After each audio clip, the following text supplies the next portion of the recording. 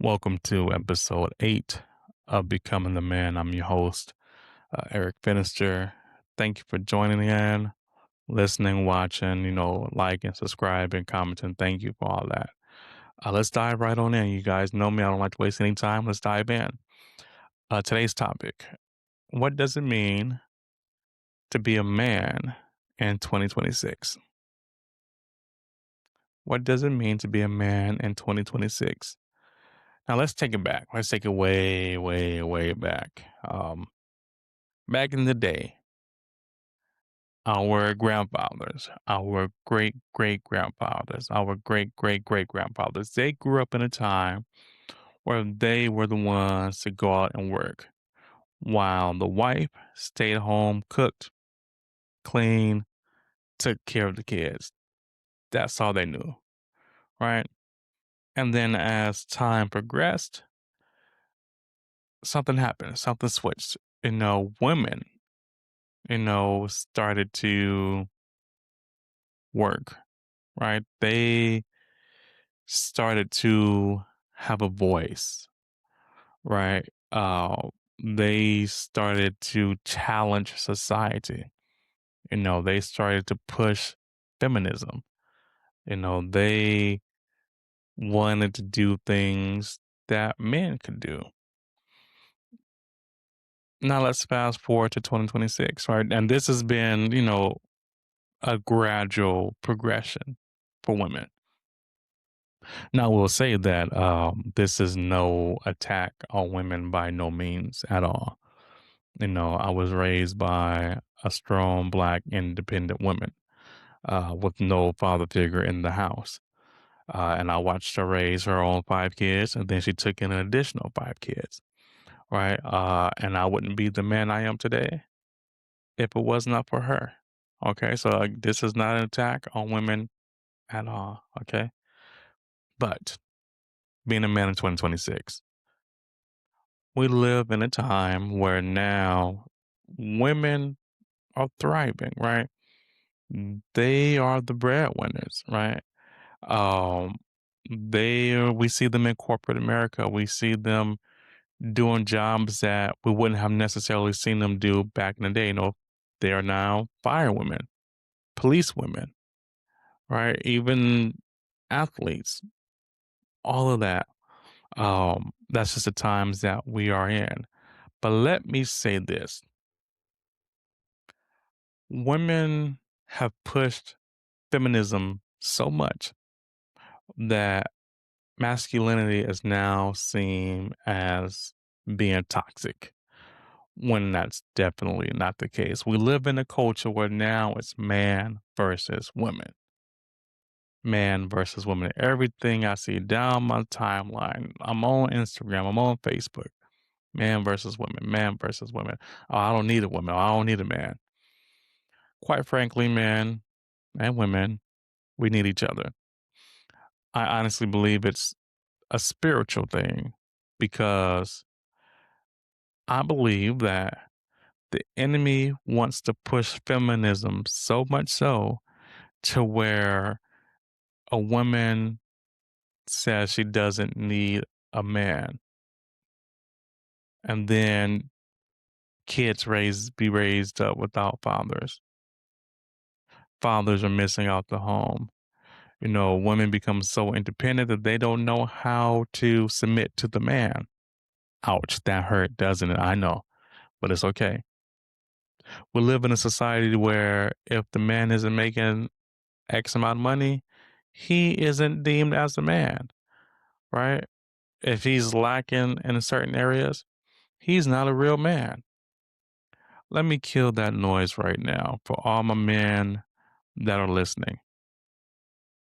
If she makes more than you, that does not take away from you being a man.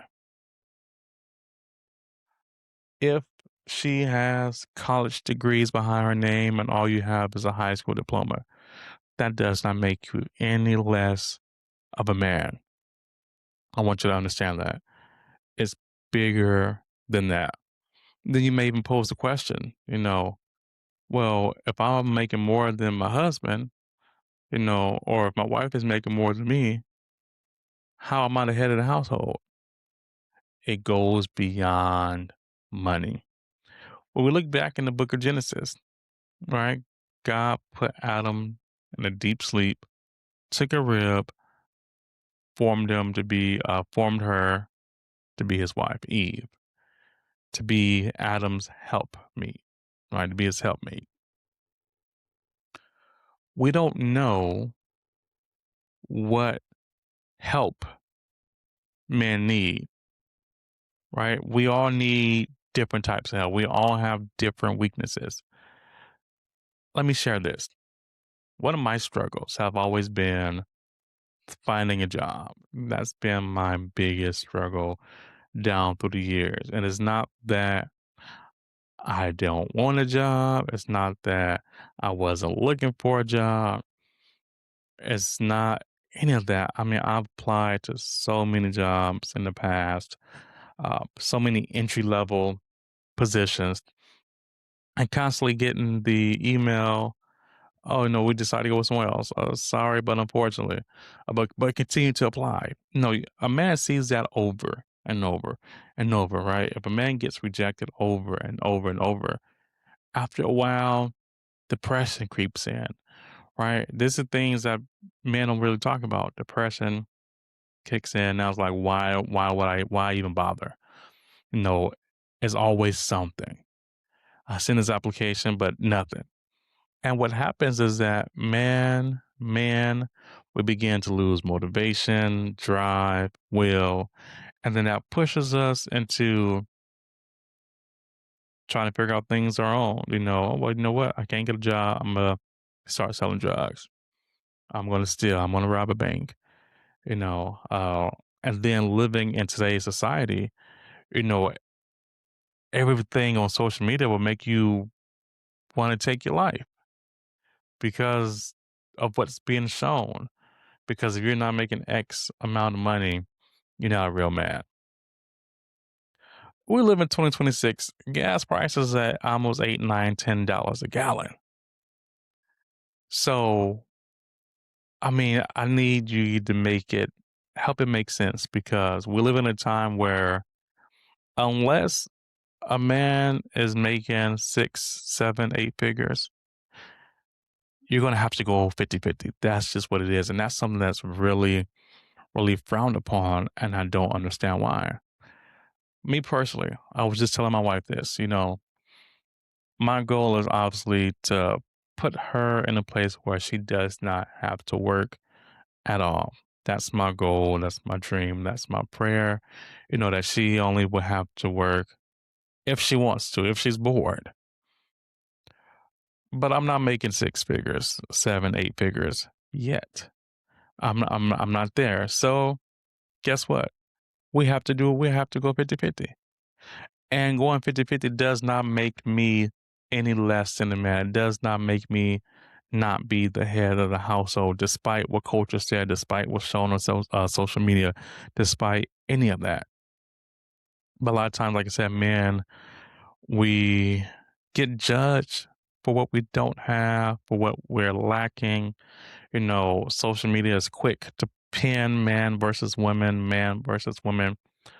But from the creation of time, it was in God's plan for man and women to be together. So much so that God came out of retirement to create women just for man. God was done. After the 7 days, he rested. That was it, right? That was it. But then he looked and saw that it was not good for man to be alone. So what does he do? He creates a helpmate for Adam. And then down through the years, through generations and times and eras, from women really not having a voice to now they have a voice everywhere. Somewhere along the line, something got misconstrued to where now this whole independent feminism era, right? Where I don't need a man. Um, if he's not making 6 figures, I don't want to talk to him. That's the time we're living in. And with that being constantly presented over and over and over, it makes it hard for a man to realize that he's still a man despite what's being shown, right? Despite what's being presented on social media and the movies and the music, the influencers, the content creators, all that. Man, I need you to understand, I need you to realize, I need you to grab this. Despite your education, despite the money in your bank account, despite where you are right now in this present moment, none of that dictates or makes you any less than a man. In Genesis, when God created Adam, he said, "Let us make man in our image." Right off the bat, we are made in God's image, right? We are a reflection of him. We are God's image bearers, right? That alone should be enough. But of course, like I said, down through the years, things that got misconstrued and the feminism era has been pushed so much so that it makes men feel like they're not even needed. They're not even wanted. And like I said, we don't know in what area that man need help in. That man need help in. I'll give you an example. I'm married. Me and my wife, we've been married going on 2 years now. When we got married, she was the breadwinner. Point blank, period. She was making more money than I was. Did that make me any less of a man? By no means. By no means. Does that mean I'm not the head of the household? Not at all. I'm still a man. I'm still the head of the household. Then you may be asking, well, Eric, how so? I mean, how can you dictate or how can you say you're the man when you're not making more money than your wife? How can she submit to you if you're not making more than her? Submission is more than the bank account, right? It's more than that. It's a respect. It's principle. It's, for lack of a better word, knowing your place. Me knowing my place, my wife knowing her place. Us having a mutual understanding that I am the head of the household. I am the man of the house. I am the priest of our home.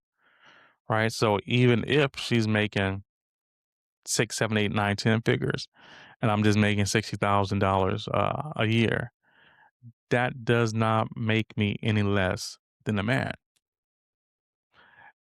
But I will say this: it makes it hard, because men, we have pride, right? We have our ego, and then the outside influences will really make us feel less than, make us feel like because I don't make this amount of money, I'm not the man. I've had women like stop talking to me flat out completely because of things that I lacked.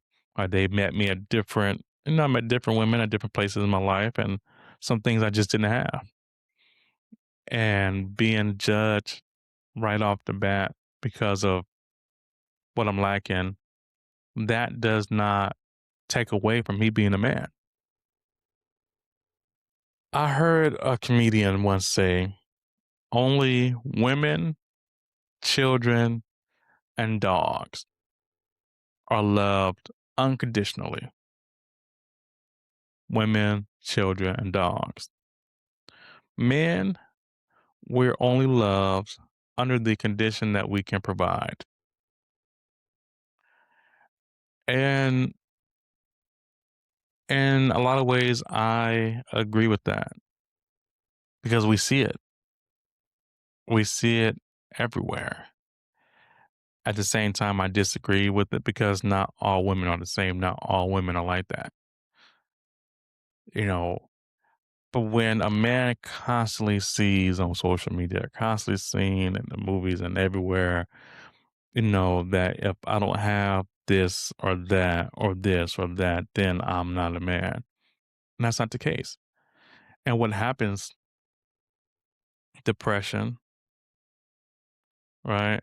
Not knowing your worth, feeling less than, all because of what society deems as what a man is. We have the Instagram models, the influencers. I see a lot of stuff just man versus women, man versus women, man versus women. I honestly believe it's a spiritual thing. I believe it's a spiritual attack to divide the family, to divide men and women. That's what I honestly believe because when the man is missing out the house, you know, there are greater chances that the children will go on to do bad things, crime, be in jail, early death, you know, not making the good decisions, you know, having the male influence, the father influence is big. And when it's missing, when it's lacking, kids grow up astray. We have to realize, man, that despite what's shown on social media, music, movies, we are still men, no matter what. We are still men. And if you come across a woman that is putting you down because of your lack, then you don't need to be with her anyway. And there's nothing wrong with a woman pushing her man, motivating her man. There's nothing wrong with that. We should push each other. We should motivate each other. We should strive for each other to be better versions of ourselves. But when you meet someone, oh no, you don't make enough for me. So I no, we can just end it here. That's not who you want to be with, no way. You want to be with someone who can see the value inside of you despite your bank account, despite the car you drive. This world is so materialistic. It's insane. I remember years ago I was we weren't dating, but in the talking stage, right? And I had a place to stay. I had a job. I didn't have a car. And because I had a car, she has so much to say. Oh, I'm not about to be picking you up uh and taking you to work and all these different things. I'm like, lady, I don't need you to pick me up and take me anywhere. All right. I'm okay with paying for Uber. I don't need that. I've had another woman, because I did another same thing because I didn't have a car or because she didn't agree with where I was living at the time.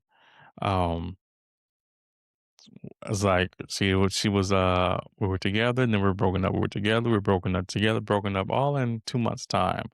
Right. This woman, uh, when she met my family, she told my mom, yeah, I'm just waiting for Eric to make me his girlfriend. I'm like, oh, say less. Next day, uh, park picnic.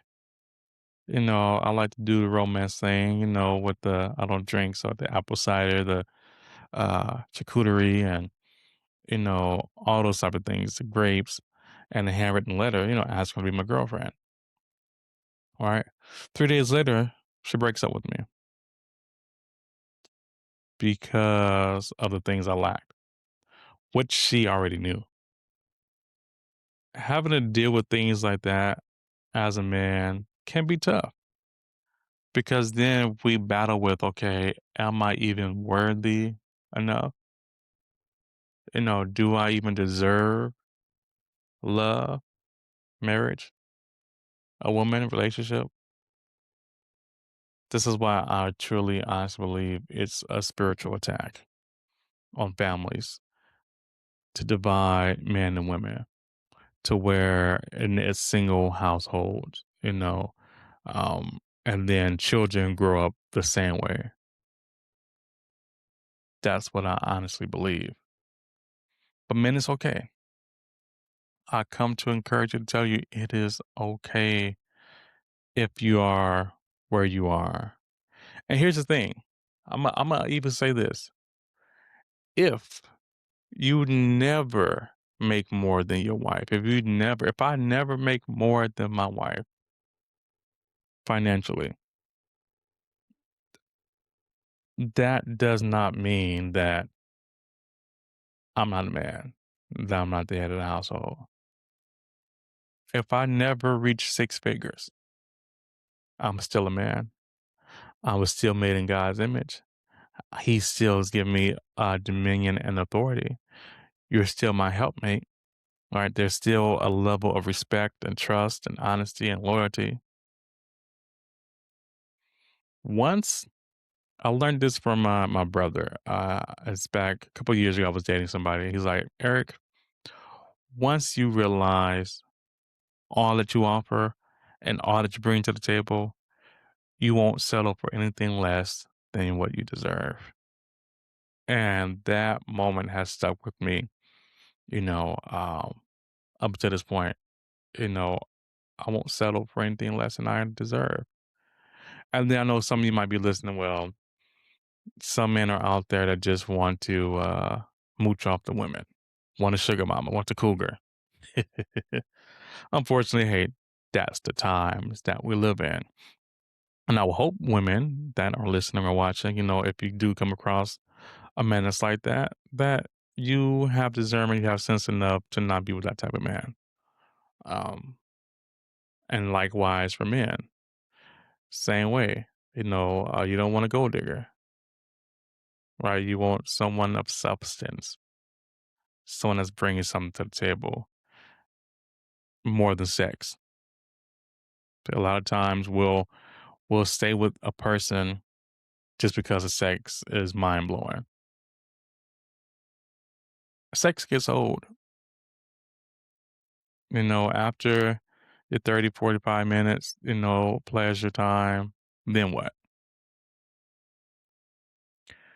The book of Proverbs tells us a lot about staying away from certain type of women. Man, you don't need the Instagram model. She's only doing it for the likes and the comments. You want who and what God has for you, what has been designed for you since the beginning of time. It's okay, man. It's okay if you don't have the nicest car, the nicest clothes, the big bank account, the job. It's okay because none of that makes you a man anyway. It's what's in here, what God has placed on the inside of you. Know your worth. Know what you bring to the table. Now, I will say this, man. Well, before I say that, wherever you are, you can get up and try again. You can dust yourself off and try again. You know, keep applying for the job. Keep that will, that drive, that determination, that motivation. Keep it. Like I said, I went years with applying for jobs, not getting them, applying to jobs, not getting them. I can count, I believe, on one hand on how many jobs I've actually had. Let me see. In home service. That's one. Security. Two. I've done security twice. So three jobs. Uh, delivering for Amazon. That's four. My current job. Five. Oh, then what? No warehouse. Six. So I can count. Also, I am 34. I've had less than 10 jobs. And it wasn't that I wasn't applying. It wasn't that I wasn't going out. See, I grew up in a time, I sound old, but I went to stores to get the application, to fill out applications and submit it. Now everything is done online. That makes me sound so old. Oh my goodness. But that's just the time and era I grew up in. So it's not that I wasn't applying for jobs and looking for opportunities. Just constantly the door was being shut in my face, shut in my face, shut in my face. And for a moment, yes, I felt like, why even bother? Why would I even bother applying when they're just going to tell me no? That did creep in for a while. I was like, why? Why even bother? But then, I can't, I don't know at what point it clicked, but, continue to apply. And eventually I got a job here, got a job there. Right, the job that I work now has been the longest job I've ever held. Um, which just goes to show you just how much I've struggled with getting jobs and keeping jobs. And it's not that I'm a bad employee or, I rise up against management or bad work ethic or anything like that. It's just that's just the struggle that I've had, go to these temp agencies, get a job and then, working the jobs, think you're doing good, and then we don't need you anymore. So I've been through it all, I've gone through that. And even in all of that doesn't make me any less of a man. If anything, to have gone through those struggles, I would like to believe it made me an even better man. This is why this podcast is called Becoming the Man. When I turned 30, um, for whatever reason, that was like the thing I was doing. Hashtag becoming the man. Hashtag becoming the man. This is 30. My 20s, I did a lot. Played around, slept around. I did all that. In my 30s, like something just changed. Something just shifted.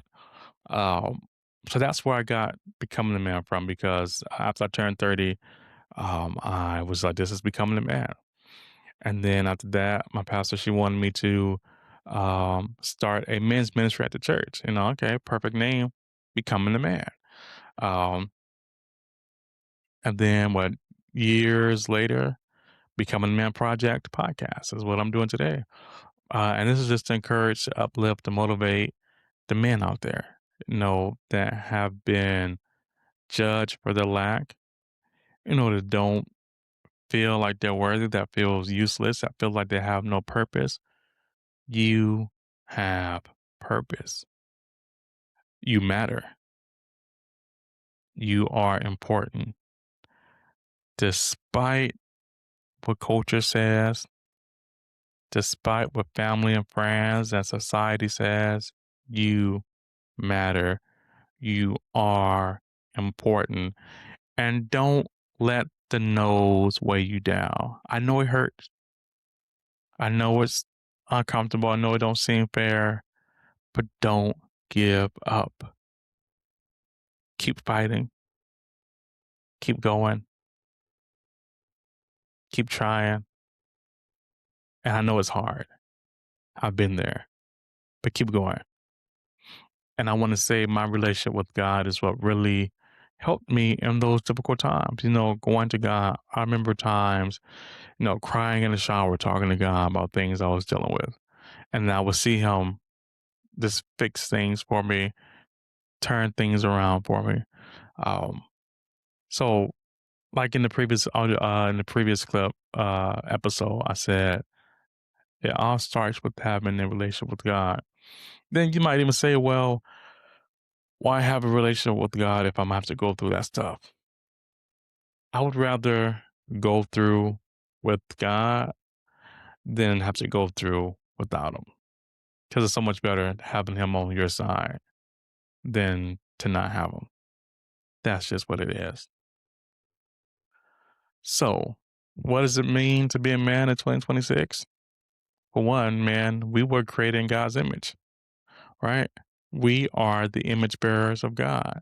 We are a reflection of Him. He blew the breath of life into us, gave us authority, dominion, right, over the earth, over the land. Not only that, He provided a helpmate for us to help us. And this is not to rule over with the iron fist. I'm not saying that at all, by no means necessary. but they're to help you, to motivate you, to encourage you, to push you, to uplift you, to pray for you, right? To help you in your areas of weakness, whatever that weakness is. Don't let what society say keep you down. You are a man of God. You are a man of purpose. You are important. And I think I'm gonna leave it right here. I will conclude. This is going to conclude this episode of Becoming the Man. What does it mean to be a man in 2026? Thank you to all my listeners, my viewers, and my audience. Thank you for the likes, the comments, the shares, the subscribers. The numbers are slowly but surely growing. Thank you for rocking with me. And I want to say this, it's not about the views. What I like the views, of course. What I like the likes and the comments and the viral moments, sure. Who wouldn't? But it's more important that it's more so about reaching men who feel like they're worthless, that feel like they have no purpose. That's just going through life aimlessly. To let them know that there's hope. To know that there's someone praying for them. You can, like I said, and you can reach out to me. I'm a pastor. I'm more than happy to pray, counsel, offer advice, whatever. You're more than welcome to attend my church. You can you can visit, you can email me at becomingthemanproject@gmail.com for any questions, comments, statements, prayer requests, whatever. Whatever it is, I'm here for you and for the men that's out there. But this is going to conclude today's episode. I love you all. Until next time.